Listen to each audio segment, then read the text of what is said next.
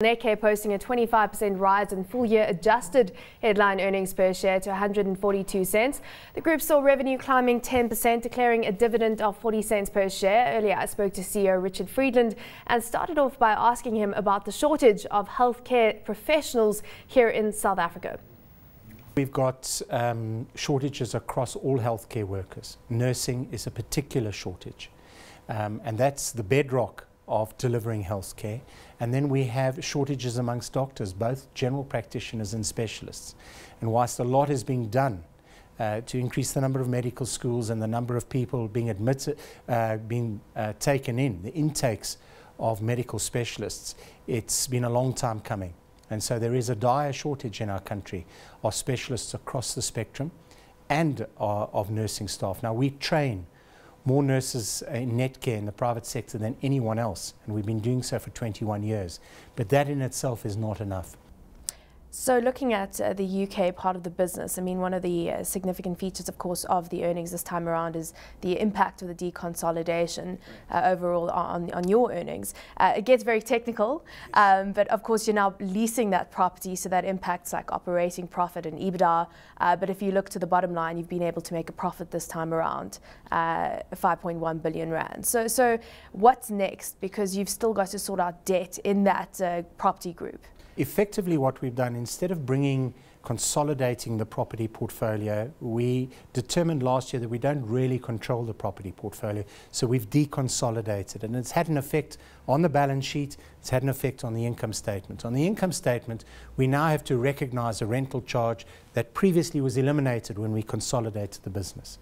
That rental charge is somewhat offset, to a large extent in fact, by the fact that we no longer have to account for an interest charge and we no longer have to account for a depreciation charge on the income side.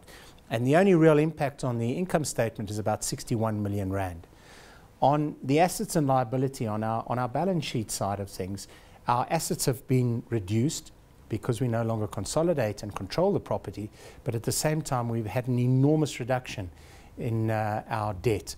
And so we have a very strong and a relatively debt-free balance sheet for the group as a whole.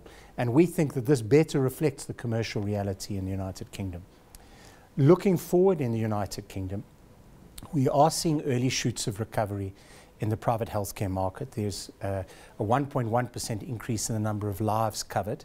This is being offset by stronger claims management and also limited benefits of people coming on and taking out new cover. So we think that growth, we should start seeing a recovery in this private healthcare market in the coming years. We think NHS growth will continue, particularly given the fact that there is an election coming up in 2015, and waiting lists are always an important issue.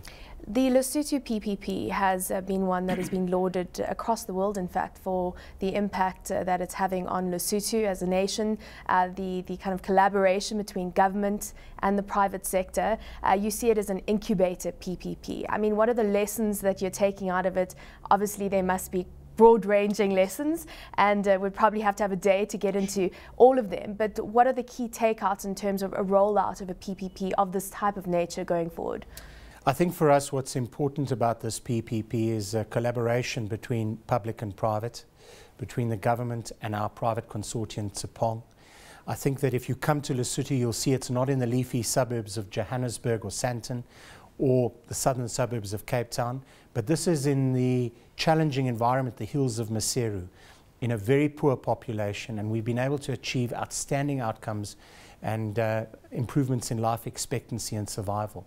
And it does demonstrate, with appropriate management, with appropriate focus, we've also built a state-of-the-art facility and primary care facilities, that you can achieve excellent outcomes and service in the public sector.